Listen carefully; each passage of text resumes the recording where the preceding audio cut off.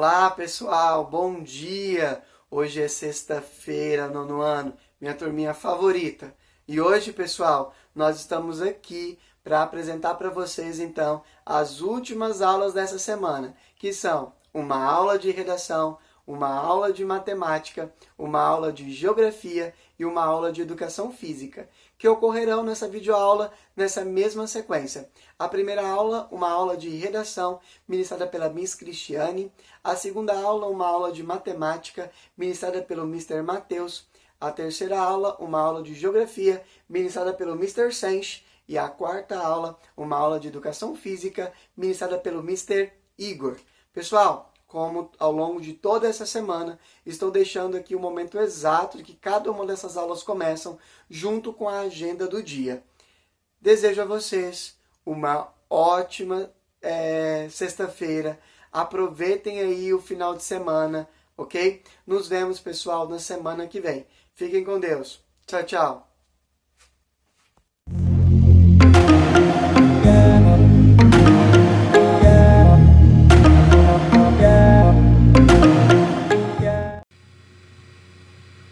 Bom dia, nono ano, tudo bem com vocês? Espero que esteja tudo ótimo.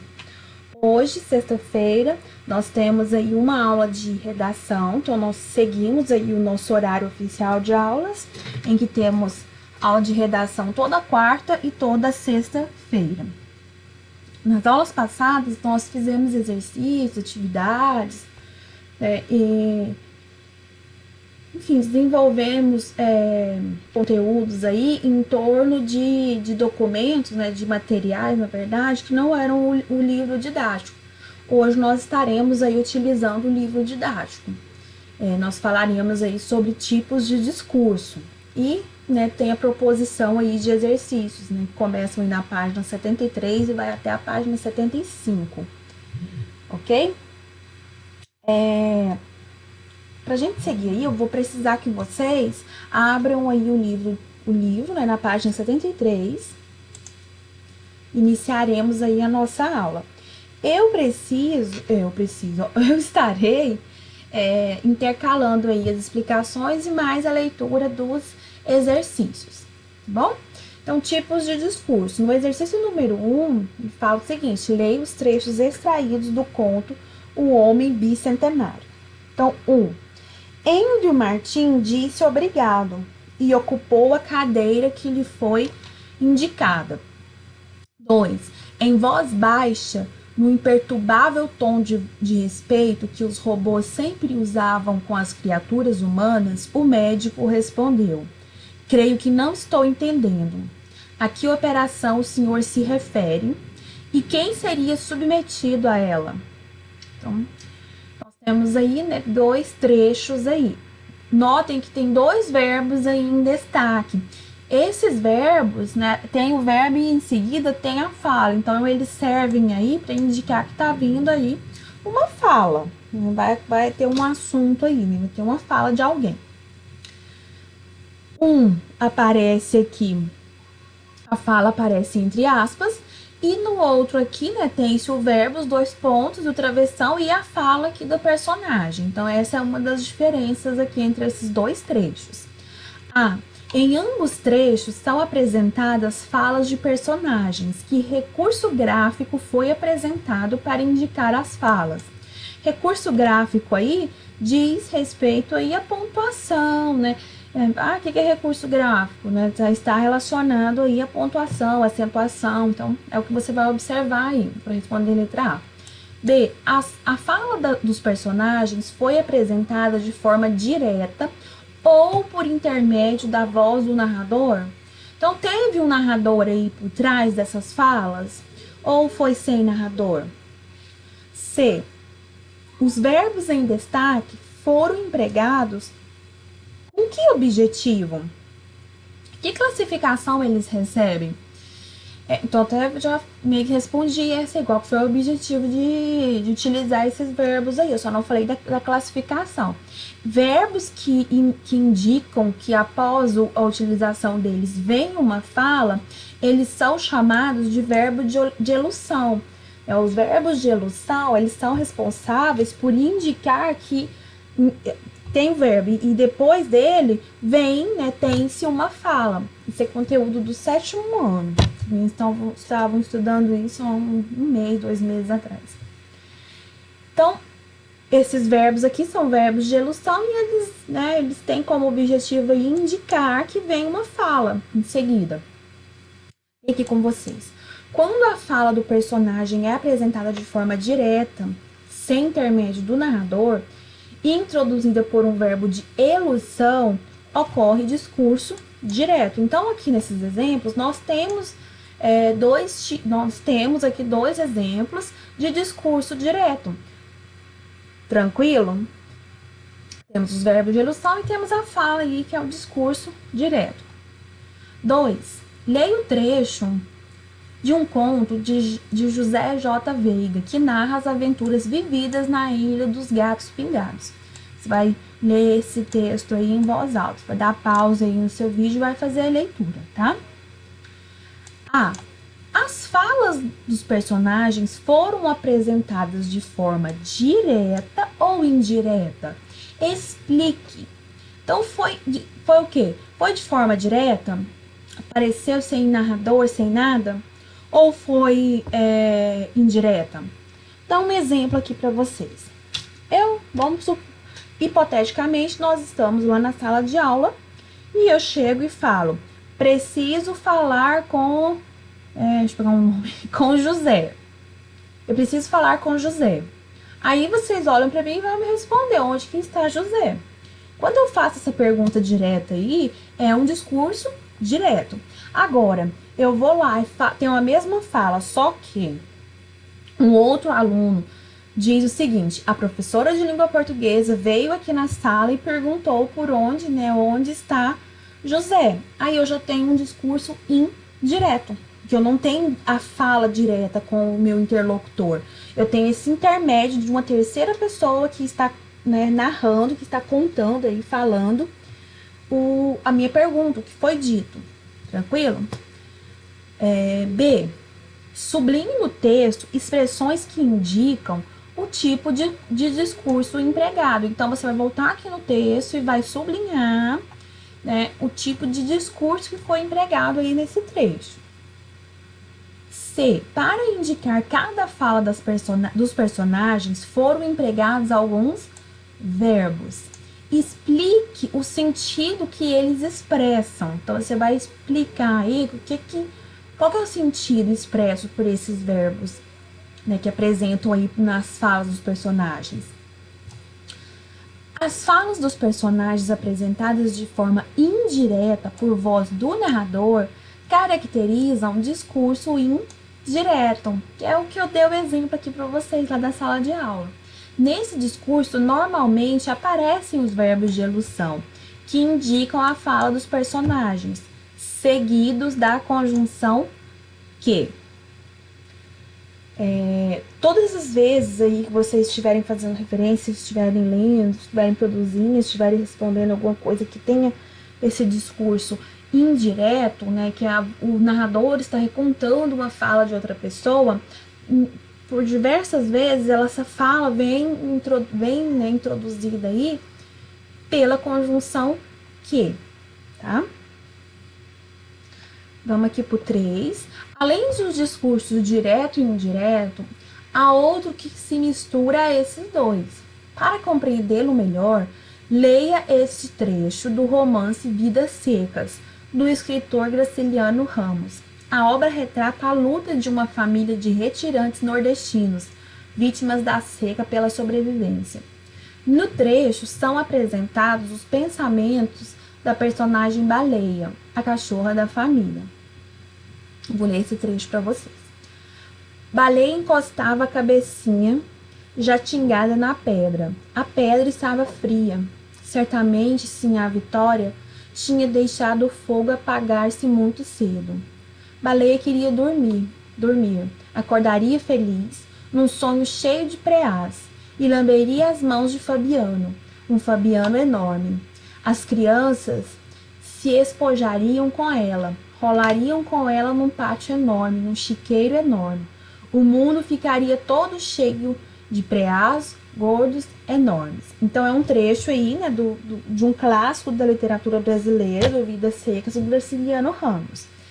Então traz aí, né, os pensamentos aí da personagem Balé, que era a cachorrinha de estimação da família, que é retratada aí no livro Vidas Secas. O trecho em destaque expressa o que o personagem está dizendo, explique. Então você vai, né, o trecho em destaque é esse aqui, tá?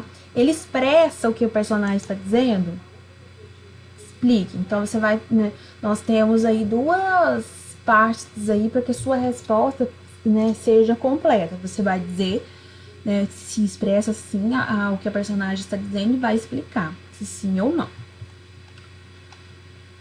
Seguindo aí, os discursos narrados, marcados pela fusão da voz do narrador com a do personagem, em que não são empregados sinais de pontuação, ou seja, sinais gráficos, 2 pontos, travessão, aspas, nem a conjunção que e nem os verbos de elução, são chamados de discurso de indireto livre.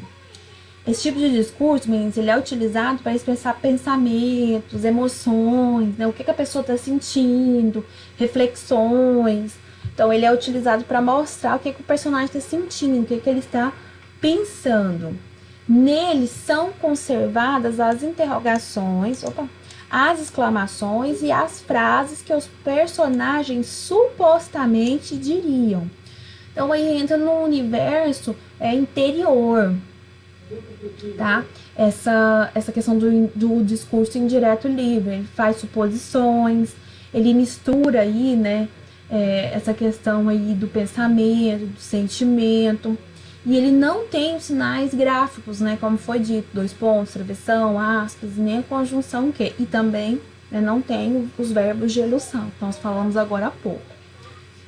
4. Leia os trechos e identifique o tipo de discurso presente em cada um deles. Em seguida, sublinhe e justifique sua resposta. Então, os códigos. O código 1 indica discurso direto. O código 2, discurso indireto. E o código 3, discurso indireto livre. Tá vendo que tem aqui no cantinho aqui um quadrinho verde, onde que você vai colocar, né, esses códigos. Então, aqui nós temos um primeiro trecho, que é da Clarice Lispector. Lembrando que você vai sublinhar e vai justificar. Por isso que tem essas duas linhas aqui, tá? Você não vai só marcar, não. Você vai, né, fazer a marcação aqui, né, a identificação, e vai justificar. Esse aqui é discurso direto, então eu tenho que justificar, né, e sublinhar aqui no trecho, né, no trecho aqui, onde que está expresso aí o tipo de discurso que foi escolhido por você. Seguindo aqui, tem-se aqui um trecho aqui da Fernanda, desculpa, gente, uma obra aqui da Fernanda Young. Depois aqui eu tenho mais um trecho aqui de James Joyce, um outro texto aqui. Então você marca e justifica, tá bom? Nossas atividades terminam aqui. Eu só vou ler esse trechozinho aqui pra gente dar sequência, tá? No final do século XIX e início do século XX, as manifestações culturais sofreram grande influência da ciência, sobretudo da psicologia. A literatura, dentre outros conceitos estudados pela psicologia, apropriou-se do fluxo de consciência, transformando em técnica literária chamada de monólogo interior. Nessa técnica, o narrador em primeira pessoa expõe seu pensamento sem se preocupar com a ordem dos fatos, que podem ser expostos de maneira ilógica e desorganizada, sem necessariamente obedecer a norma gramatical e apresentando uma espécie de confiança ao leitor. Então, esse monólogo interior, né, ele tem como característica aí, ele é narrado em primeira pessoa e ele não tem essa preocupação de ter uma ordem certinha dos fatos, início, meio e fim.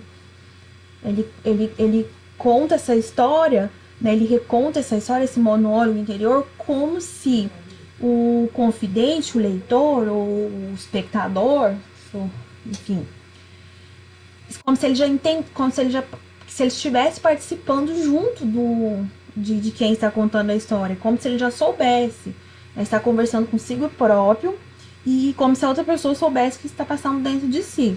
E aí aqui nós temos aqui alguns autores que utilizam essa técnica. James Joyce, Marcel Proust, Virginia Woolf, Clarice Lispector. Clarice Lispector é muito famosa aqui, né?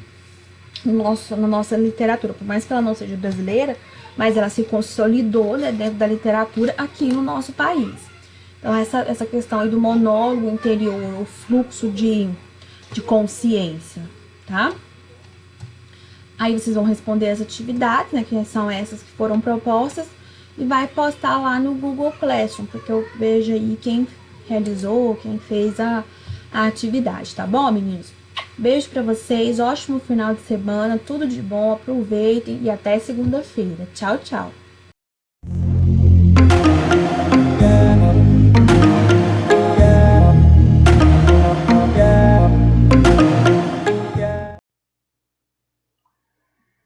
Fala, meu povo, beleza? Tudo bem com vocês? Então tá. Ó, hoje a gente vai ver o que é uma função crescente e uma função decrescente, tá? Lembrando que é função do primeiro grau, função afim. Quem quiser acompanhar a explicação, pode abrir o livro na página 34 e bora pra frente. Ó, fala assim, ó, função crescente e função decrescente, tá? Então, ele fala assim: veja os gráficos que Patrícia construiu. Então, primeiro gráfico, ó, vamos lembrar o seguinte. Qual que é a cara de uma função do primeiro grau? É essa aqui, não é? Ax mais b. Esta é a cara de uma função do primeiro grau. Tá ok? Ó, o a sempre acompanha o x e o b sozinho, tá? Beleza? É essa que você tem que lembrar que é a cara de uma função. Então, beleza. Aí o primeiro exemplo ele fala assim, ó. O primeiro gráfico ele tem assim. F de x é igual a 3x menos 2. Beleza? Vou dividir aqui, porque só com esse exemplo eu consigo dar a explicação para vocês certinho. E no segundo caso, a segunda função, ela tem assim, ó, g de x é igual a menos 2x mais 1. Tá? Então tem essas duas funções. Tá. No primeiro caso, ela monta a tabelinha, a Patrícia, né? E faz assim, ó, os valores de x e os valores de y. Então tá, ela começa no x menos 1, depois 0 e depois 2. E ela joga, vai jogando, ó. Primeiro, no lugar do x vamos jogar o menos 1. Ela quer construir o gráfico. No lugar do x vamos jogar o menos 1. Se jogar o menos 1 aqui, vai ficar o quê? Ó? Vai ficar menos, vai ficar 3 vezes menos 1, menos 2. 3 vezes menos 1 dá menos 3. Menos 3 menos 2 dá menos 5. Correto? Então, o primeiro aqui, ó, menos 5. Beleza? Eu vou ir apagando pra gente fazendo todos aqui. Como não tem muito espaço, depois eu vou ter que construir o gráfico disso aqui.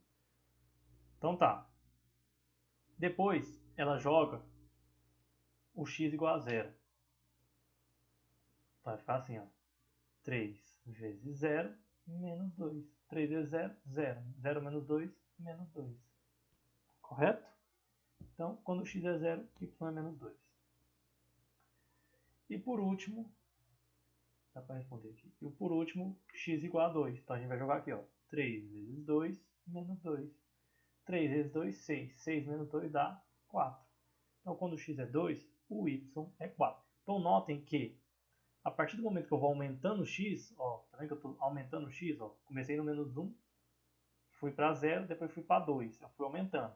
Ele também foi aumentando o valor de y, menos 5, menos 2, 4. Foi aumentando, correto? Então, quando aumenta o x e aumenta o y, eu digo que é uma função crescente. Tá? Mas tem outra maneira de você saber se ela é crescente ou não, só olhando a função.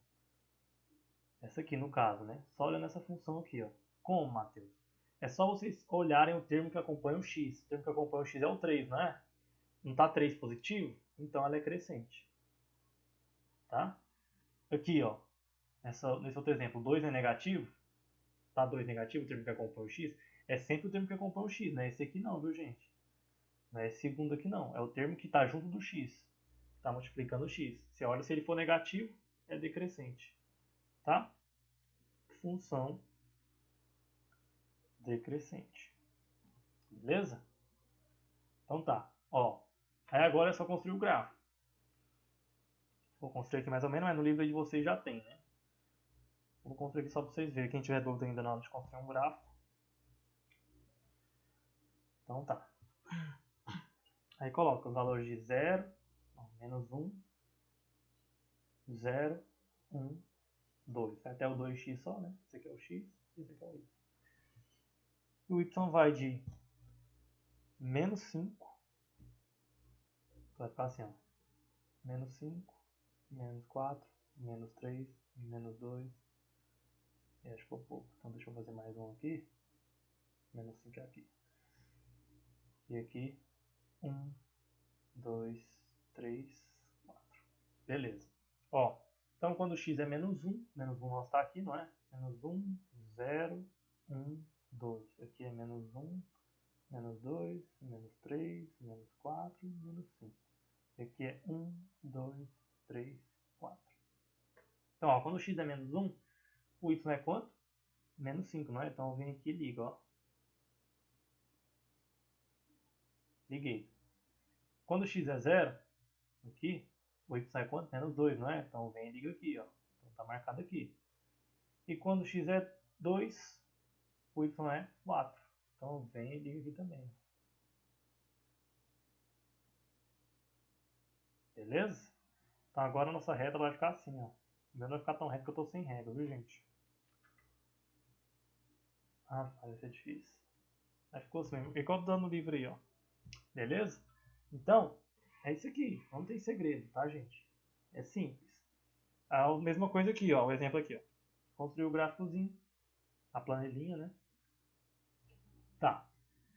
E jogou os valores de menos 1, 0 e 2 também.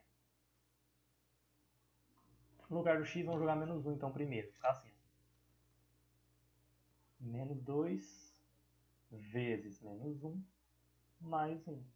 Menos 2 vezes menos 1. Ó, menos com menos vira mais. Então ficou 2. 2 mais 1 é igual a 3. Então, 3. Depois, menos 2 vezes 0 mais 1. Menos 2 vezes 0 dá 0. 0 mais 1 dá 1. Então, 1. E depois, menos 2 vezes 2 mais 1. Menos 2 vezes 2 dá menos 4. Menos 4 mais 1 dá menos 3. Então ficou isso, ó. Agora vocês notem o que, ó? Que quando eu vou aumentando o x, tá vendo? Eu estou aumentando o x, ó. Comecei no menos 1, fui para 0 e fui para 2. Estou aumentando. O y ele vai diminuindo, tá vendo? Ó, começou no 3, depois foi para 1, depois foi para menos 3. Então, quando acontece isso, quer dizer que a função é decrescente. É só vocês olharem o sinal aqui do tempo que acompanha o x, tá? Aí o gráfico aí é só montar do mesmo jeito. Eu não vou montar aqui porque no livro vocês já tem. Eu montei só esse primeiro só para quem tivesse dúvida não tenha mais, porque a gente vai construir muito gráfico. E lembre-se, usem régua, viu, gente? Quero gráfico torto feio não. Usem régua. Ó, beleza. Então, fala assim ó, no livro, ó. Uma função afim é crescente quando o coeficiente a, ou seja, o termo que acompanha o x, é positivo, maior que zero. E na função decrescente, o coeficiente a é negativo, igual a gente viu aqui, ó. O termo que acompanha o x é menos 2. Beleza? Então não tem segredo, tá, gente? Então vamos fazer o número 1 aí, ó. Só o número 1 da página 34. Fala assim. Observe os graus da função fg e responda as questões. Então, letra A. A função f é crescente ou decrescente? Então, a função f, vamos ver, esse primeiro gráfico aí, ó. Tá vendo? O que aconteceu com ela, ó? Olha como é que está nosso gráfico. Quando eu vou aumentando o x, ó, x está no 0, 1, 2, 3. O y vai acontecendo o que com o y? Vai diminuindo, certo? Tá vendo que a reta vai diminuindo? Ó. Começou lá, ó, no zero. Quando o x é zero, o y é quanto? O y é 6. E quando o x é quase 3 ali, ó, 18/7, o y é quanto? É zero. Ou seja, quanto mais o x é aumentando, o y vai diminuindo. Então, f de x é decrescente. E a próxima? Ó, começou o x lá no menos 1. Quando o x é menos 1, o y é 0. Quando o x é 0, o y é 2. E quando o x é 1, o y é quase... é 3, eu acho, né? Quase 3. Então você nota que ele vai aumentando. Então, g de x é crescente. Tá ok? Beleza. Aí eu vou deixar para vocês terminarem, então, fazendo a letra B e a letra C. E a número 2 e 3, tá? Beleza? Então deixa eu escrever aqui, deixa eu limpar. Ó. Página 35. Número 1, 2 e 3. Só isso. Beleza, gente? Então essa foi a nossa aula. Espero que tenham gostado. Bom final de semana para vocês. E até a próxima. Valeu, gente!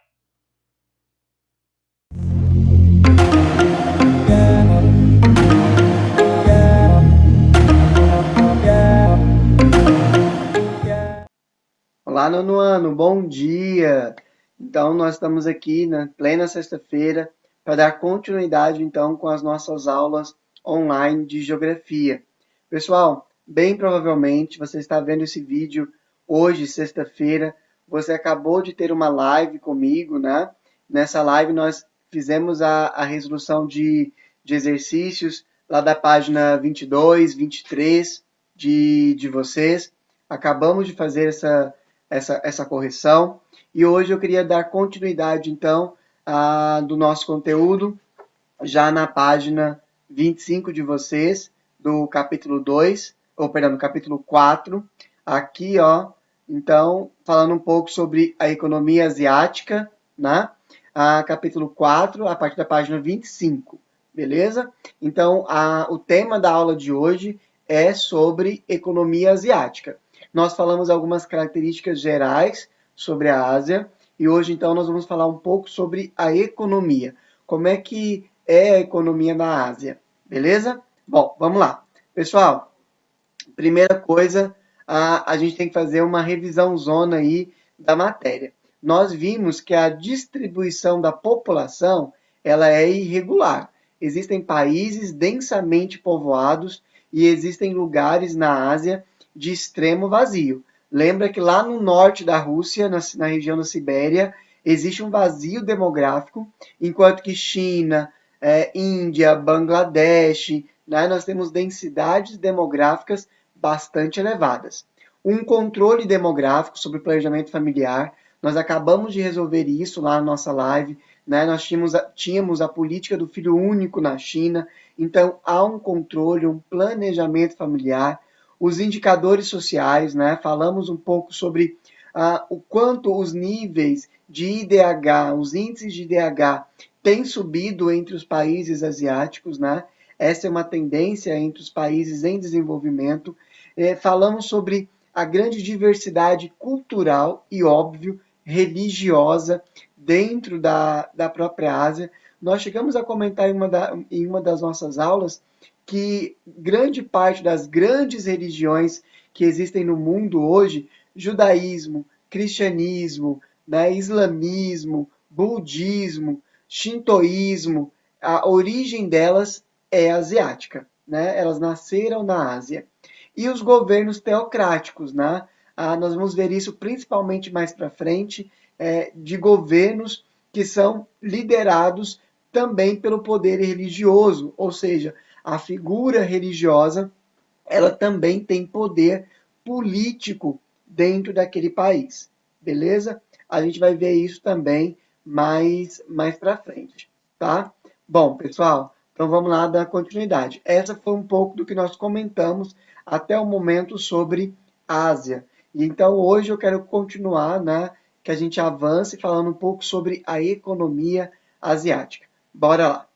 Bom, pessoal, alguns aspectos gerais, né, da economia asiática. Primeiro, é uma agricultura tradicional, ou seja, não é uma agricultura necessariamente mecanizada, é uma agricultura tradicional, uma agricultura familiar, tá bom? Que envolve poucas tecnologias, tá? O uso de tratores, ainda é muito uso manual de trabalhadores, seres humanos, uma pecuária extensiva, tá? Nós estamos falando do setor primário, então onde o gado é criado solto, né? Comendo pasto, e existem dois segmentos econômicos, uma elevada industrialização e uma baixa industrialização. Pessoal, existem algumas áreas, tá bom, dentro da economia asiática que é extremamente industrializada. Por exemplo, a de eletrônicos, né? Nós sabemos disso, a automobilística, então carros que são produzidos aí chineses, carros coreanos, carros japoneses, é muito comum também, e brinquedos. E nós temos também uma baixa industrialização. Nós já falamos aqui, no campo, por exemplo, né, no setor primário, tanto na agricultura quanto na pecuária, e existem segmentos também muito pouco industrializados ainda na Ásia, se comparados com países desenvolvidos, né, da Europa, da América do Norte, enfim, tá? Então essas são algumas características gerais: uma agricultura tradicional, uma pecuária extensiva e uma industrialização também irregular. Em algumas áreas, uma industrialização avançada, elevada, em outras, uma industrialização atrasada, baixa. Beleza? Bom, pessoal, o Oriente Médio. Nós vamos falar do Oriente Médio de forma específica mais para frente, tá? No capítulo seguinte. Entretanto, é importante a gente frisar que o Oriente Médio, ele fala principalmente, a economia é baseada principalmente no quê? Petróleo, tá, pessoal? A gente tem que lembrar que o Oriente Médio é a maior região produtora de petróleo do mundo, tá? Inclusive são esses países, a Arábia Saudita, o Irã, que vão determinar aí o preço do petróleo aí no nosso mercado internacional. Pessoal, eu não preciso dizer que é também o Oriente Médio a região de muitos conflitos, né? Entre eles, entre Israel e Palestina. Mas nós vamos comentar sobre o Oriente Médio à parte, mas é importante que você já grave essa informação. A principal atividade econômica do Oriente Médio é a extração de petróleo. Beleza? Petróleo, pessoal, e gás natural. Quando a gente fala petróleo, nós também estamos falando de gás natural, que são recursos que geralmente são extraídos juntos, né, conjuntamente. Bom, pessoal, seguindo, duas imagens que mostram as contradições que nós já falamos, né? Nós temos contradições de paisagens naturais, paisagens com tradições religiosas, culturais, mas aqui para a gente ver que existe também uma contradição econômica. Nós temos na Ásia desde países bastante ricos, né? Japão, Coreia do Sul, enfim, e nós temos regiões bastante pobres, né? Principalmente regiões aí que enfrentam guerras civis, né? Que enfrentam conflitos locais, beleza? Então, só para mostrar para vocês essa diferença entre as paisagens ditada pela economia. Bom, pessoal, a Ásia Meridional, né, ou subcontinente indiano, quando a gente fala sobre a Índia. Pessoal, nós temos alguns centros tecnológicos na Índia, tá?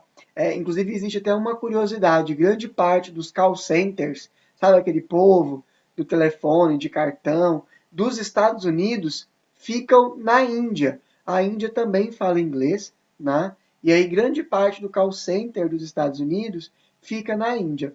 E a Índia tem alguns centros tecnológicos, alguns centros de alta tecnologia, tá? Nesse mapa é inclusive representado por essa estrelinha, né? Representado aí os pontos de alta tecnologia. Pessoal, e uma pobreza também absoluta. Então é essa contradição. Enquanto eu tenho centros bastante ricos, eu tenho regiões absurdamente pobres na Ásia. Eu acho que eu coloquei uma imagem aqui.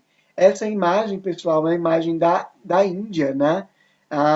Que mostra regiões extremamente pobres aqui na Índia.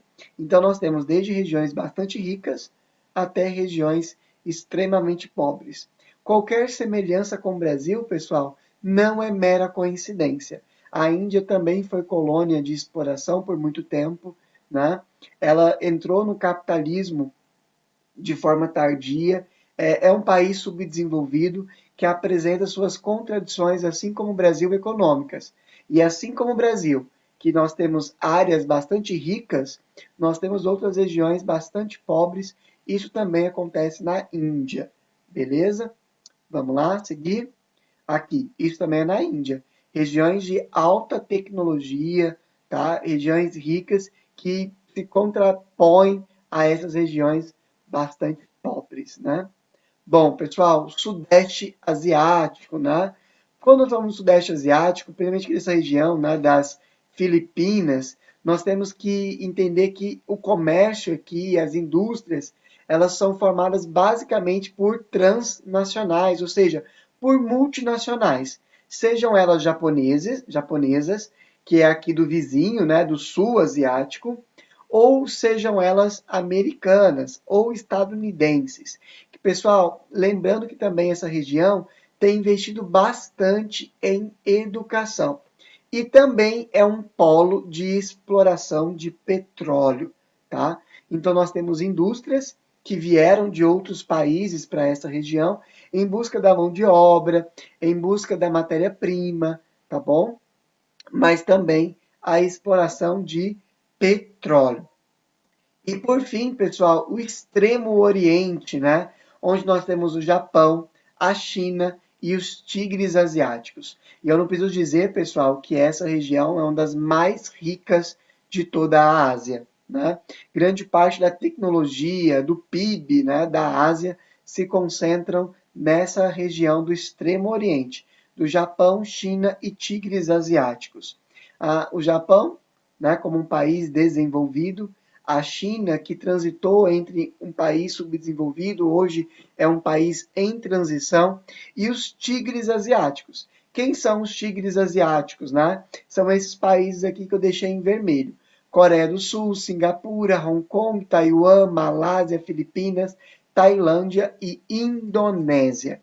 Pessoal, os tigres asiáticos recebem esse nome, né, exatamente pelo tigre ser um animal típico aí da Ásia, bastante usado, né, no imaginário asiático, e por ser esse animal feroz, né? A ideia dos tigres asiáticos aqui é porque são países de uma economia feroz, que tem crescido de forma absurda.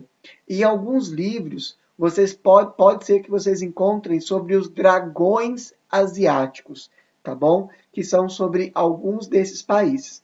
Pessoal, eu gostaria de passar para vocês agora um vídeo bem curtinho do Descomplica, que ele fala um pouquinho para a gente sobre os tigres asiáticos. É bem interessante e vale a pena assistir.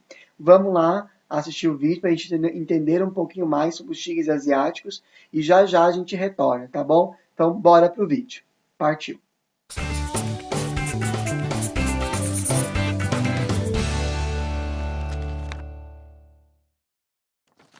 Achou que não ia ter quer que eu desenhe hoje? Achou errado, aluno. Aqui você assiste uma explicação detalhadinha de um tema importante para o vestibular. E essa aula incrível também vem acompanhada de um mapa mental da hora que você pode baixar no link da descrição. Agora, que rufem os tambores.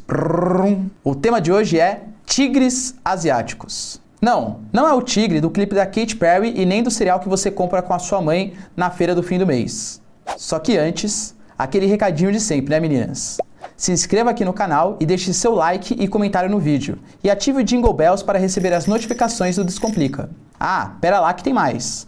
Fica aqui comigo até o final para ganhar um cupom de desconto. Isso mesmo, deu a louca na chefia e você pode assinar o Descomplica por um precinho show. Para começar, vamos entender a localização dos tigres asiáticos. Como o próprio nome diz, eles estão lá na Ásia. Mais especificamente, os países que compõem esse grupo são Taiwan, Coreia do Sul, Hong Kong e Singapura.